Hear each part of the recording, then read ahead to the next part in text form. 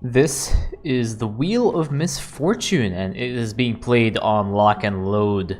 And don't we have a pleasant mutator to start off with here? So we have Void Rifts, we have Twister, and we have Walking Infested. But this one is the nastiest of them all. Fortunately for the commanders, this mutator is there at the start to a certain extent. It does mean that you don't really have to deal with one of the mutators for a short period of time. And Dehaka is already out here, and he is ready to go farming, I hope, and build up some of that essence on his Dehaka. Yeah, there we go. So this Dehaka knows what he's doing. He's gonna go in here now and try and get some of the Zerg here. He probably should not jump into that area. Okay, so he eats the Aberration.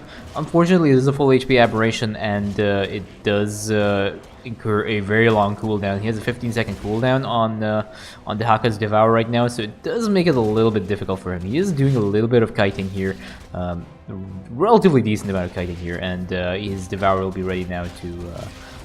The thing is, yeah, he's eating this full HP Aberration, which is giving him a 25-second cooldown on that Devour ability, which can make it a little bit difficult for him to sustain combat in the various enemy areas here. And there we go. That is the first set of Void Rifts that have spawned over here. The Void Rifts do not give essence to Dehaka, so farming that Void Rift does not really provide any value.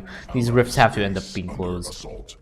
You can see over here that Void Rift has already started spawning some units, and a Marine is starting to harass Stukov's barracks over here. And unfortunately, Dehaka does not have enough DPS to actually clear that Void Rift.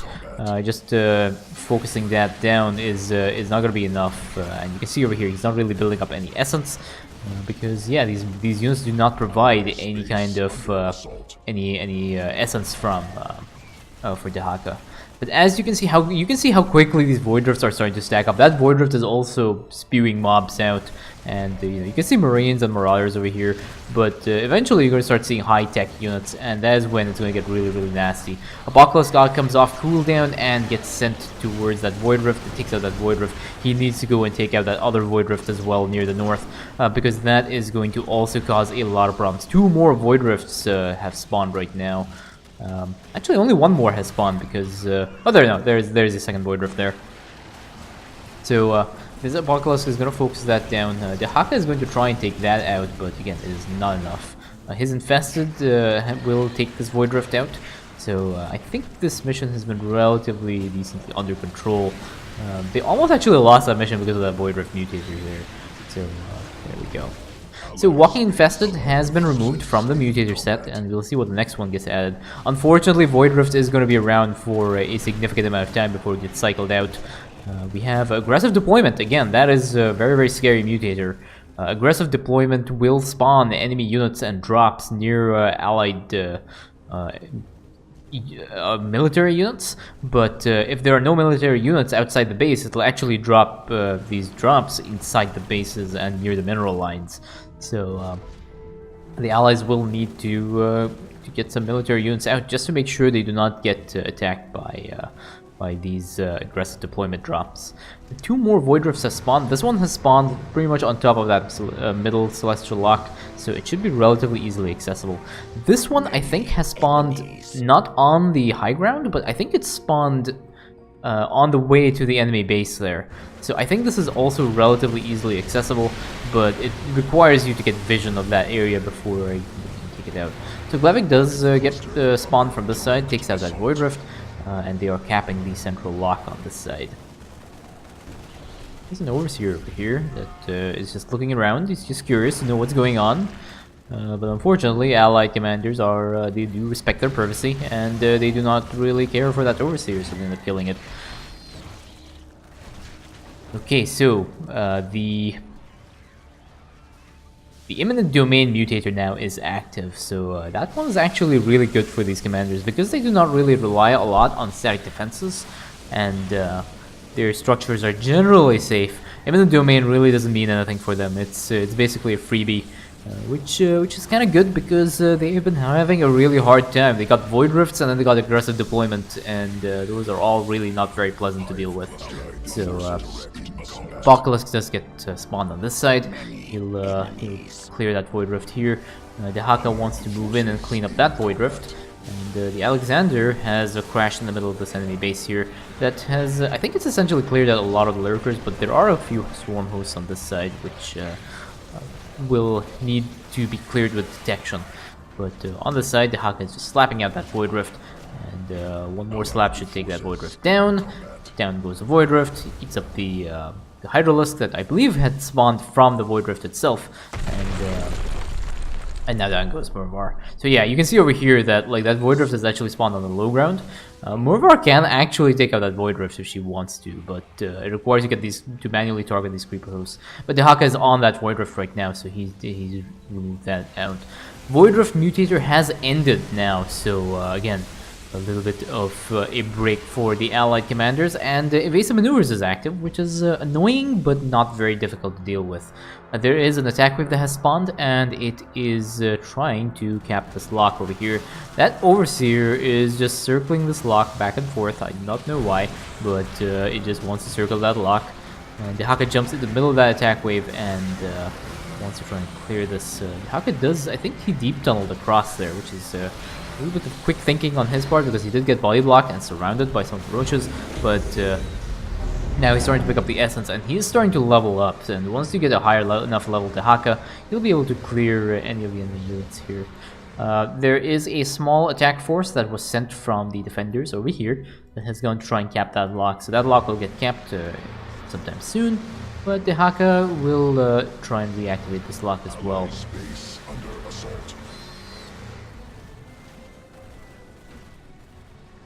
So, aggressive deployment has been taken out of the mutator list, and now we have the laser drill that has spawned.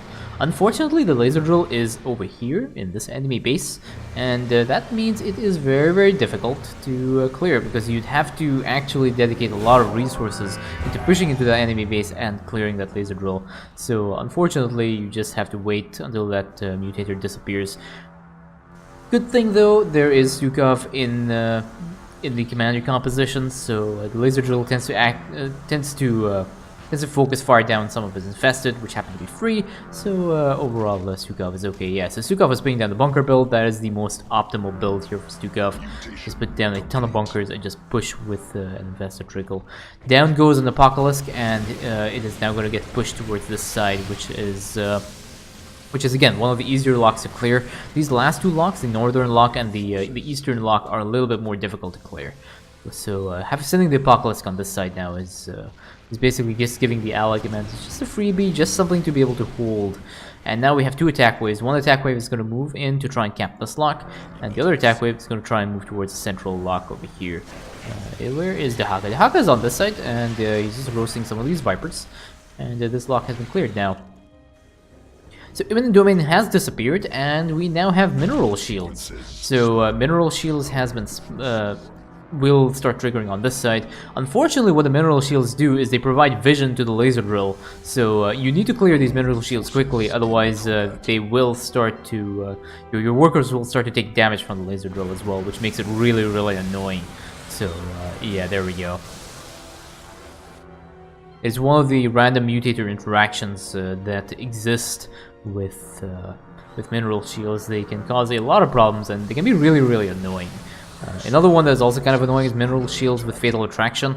Every time you take out the mineral shield, fatal attraction will trigger and will pull your workers and stop them from mining. Dehaka does try and take out the attack wave, but unfortunately it's a little bit too slow and gets taken out by the attack wave himself. And now two of these locks are being captured by the attack waves around the map.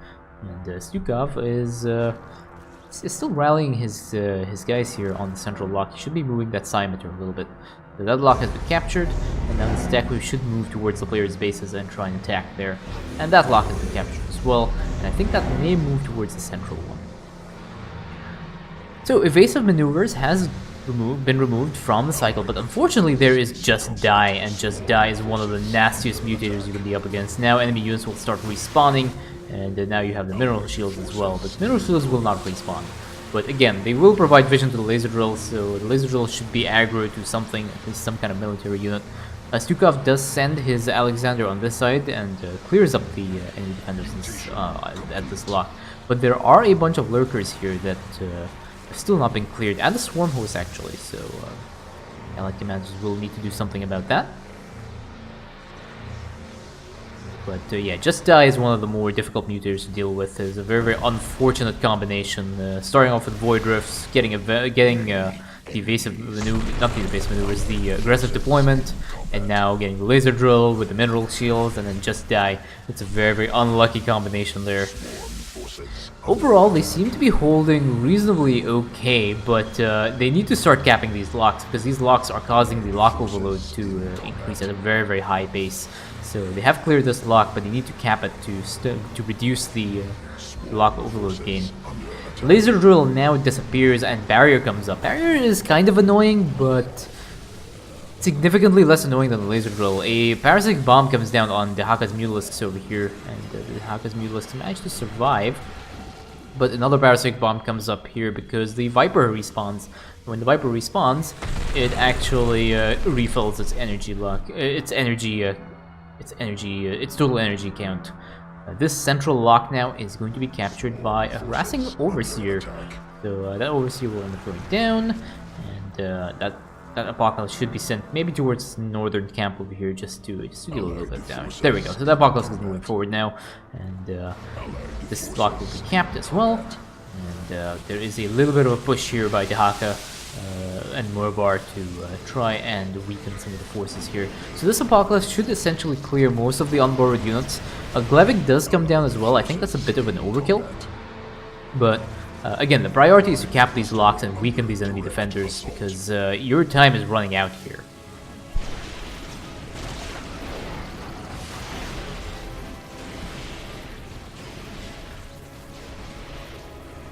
So Twister has been released here, which is interesting because I think Evasive Maneuvers was removed from the list, and Twister comes up.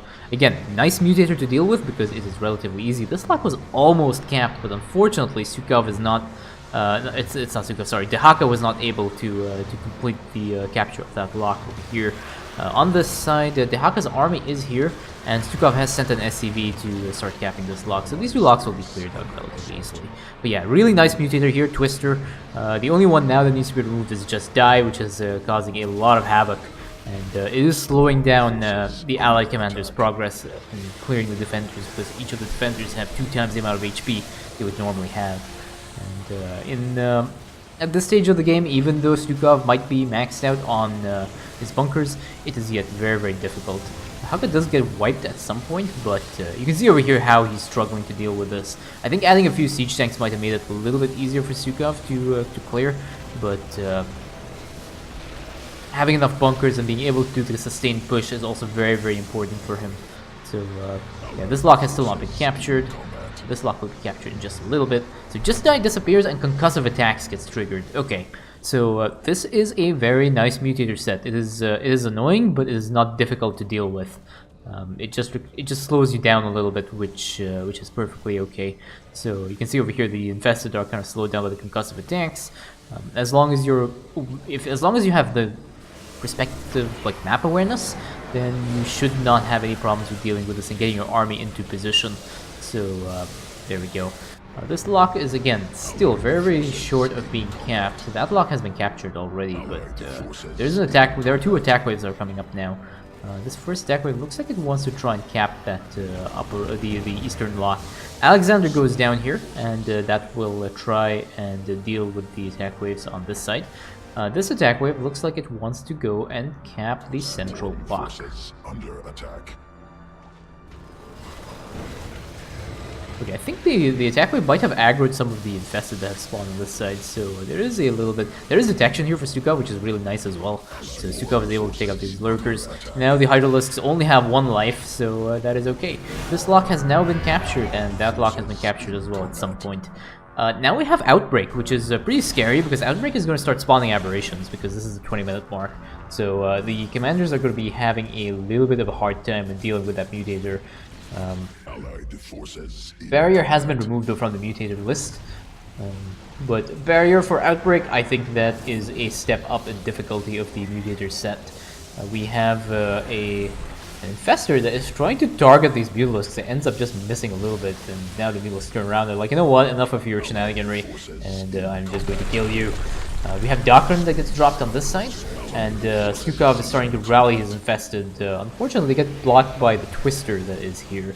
And there is a another attack wave. Oh no, this is the aberration attack wave I was talking about from the outbreak mutator. There are two attack waves that are spawning, one on the left and one on the right over here. And this one on the right is probably going to try and cap one of the locks, which is going to be Eastern Lock on here. So Morvar gets dropped here. Morvar will be able to handle this attack wave. This side, unfortunately, is unguarded, so the commanders will have to find a way of dealing with that. But they have cleared all the lock defenders, so that is actually really good. This lock will be captured, and there we go. Twister gets removed, and now Void Reanimators are out, which is really, really not good for them. They really need to try and clear those, like, complete this mission as quickly as possible, because they will get overwhelmed by the Void Reanimators. Those little units are so incredibly annoying, and they keep rezzing every single unit that has died on the map. So they really need to try and clear this as quickly as possible and cap this mission. And if fungal growth goes down on the Mulisks, which ends up freezing them into position, Glevig has gone down and just sends a Scorched Breath, essentially obliterating that attack wave. And now you have the Apocalypse, Dehaka, and his Mulisk to try and cap that block. And as long as they stay put, this game will be won. But yes, very smart play here to not try and go for the bonus objective. I think going for the bonus objective would be a huge mistake, because the Void Reanimators will start to resurrect all the dead units, and they will easily find themselves getting overwhelmed. But they've chosen to not do that. That is the correct play in my opinion.